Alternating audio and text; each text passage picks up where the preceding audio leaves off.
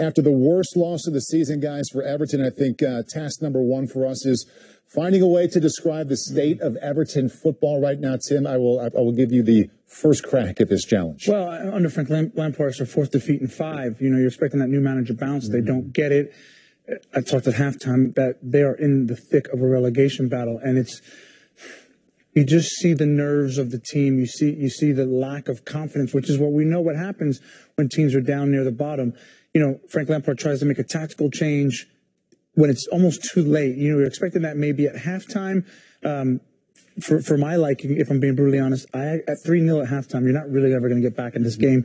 Maybe make a little bit of a tweak, but just try and make it damage limitation, because on the balance of that 90 minutes, they flip-flopped their goal difference with Newcastle, Brentford, Burnley. Those are all the teams that they're fighting relegation against, and so it's going to matter as they get down the stretch run of the season. It's going to matter goal difference, and so I know that sounds a bit passive and pedestrian to say shut up shop at 3-0, but they've made it worse by trying to get back in the game.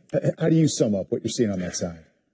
If you didn't know better, obviously you see the result, and it was really poor from Everton. But you see the way they set up. You would think that they were a team that weren't in threat of relegation, but just a mid-table team that were just seeing out the rest of the season. It was far too easy for Spurs. Everybody knows you play Spurs, you have to frustrate them.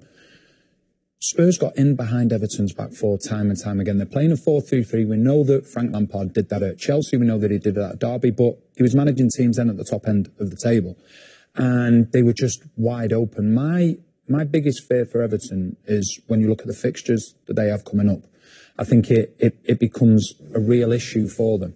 And it's something that I wanted to ask Tim, because I've been in relegation fights before, and you always look at it and you say, home form, that's going to be key. But Tim, how difficult is it to play for Everton at home when you're going through a difficult period? Very, and I experienced it. I spent 10 brilliant seasons at Everton Football Club. And you look at these fixtures. I mean, they're going to need to get something at Arsenal at the last of the season. You look at that run right in the middle: West Ham United, Manchester United, Liverpool, Chelsea. I don't think they get any points from that. You know, and then you look at Wolves and Newcastle at home off the back of this current performance. The fans are brilliant at Everton Football Club, but I tell you what, they won't take this sitting down. They'll be upset. They'll be right out for it. Their expectation when they play Wolves, when the whistle blows, is that right from the jump, immediately, that those sleeves are rolled up and that they're actually caring and fighting and wanting. Yes, the result matters. The result matters, absolutely. But to those fans, that first 15 minutes of that Wolves game are going to matter immensely in terms of the attitude that the players are bringing. Danny, I'm sorry, but you mentioned you've been in a relegation scrap before. I'm wondering what you can recall from that, and if there are players on the Everton side that you think are built for what's coming. The big thing that you have, I got relegated twice, and other times we stayed up and we were successful. One of the things you do as an individual, when you're in that dressing room, and I've done it time and time again, you look around at your teammates and you know whether they're up for this battle. You know whether they're up for a battle at the bottom. It's not all about ability. It's about desire. It's about commitment. To be honest with you, probably everything that Everton stands for. Sure. That's what those fans need to see now. And it's not about who can get the ball and take 3 or 4 players on. It's about challenges. It's about going into 50-50 challenges. It's about standing up to be counted. Because I've had scenarios at certain clubs where we've been in a relegation fight, all of a sudden, players get injured. Then we get a little bit of a run, then all of a sudden they're back fit. So now is the one you have to rely on, you have to count on characters. My one concern about Everton, very, very little relegation experience or relegation battle experience. I look at Burnley, full of it. I look at Brentford, expected to be there or thereabouts. I look at Leeds getting a bounce from a new manager, which I think they will do.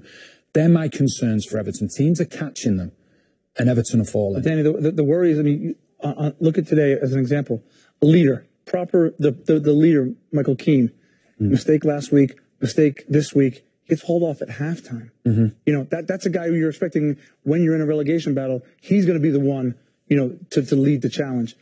And he's now on the bench, and I wouldn't even expect him to start next game based on performances. So it's going to be a struggle. And the big thing is, when you look at this Everton squad, if I'm looking at the Everton squad at the moment, obviously Coleman, experienced player, you're going to have him right behind you.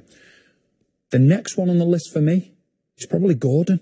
A player that's come through the academy and has played so few games, they're not the type of players that you should be relying on. It needs to be your experienced professionals, your senior professionals. I look at Van der Beek coming to the club. I look at Dele Alli coming to the club. Not question their ability, but you question the ability to be involved in a relegation fight. It takes two types of players. Because believe me, it's unbelievable at the top. You know, you're winning week after week, but I have vast experience of being down at the bottom.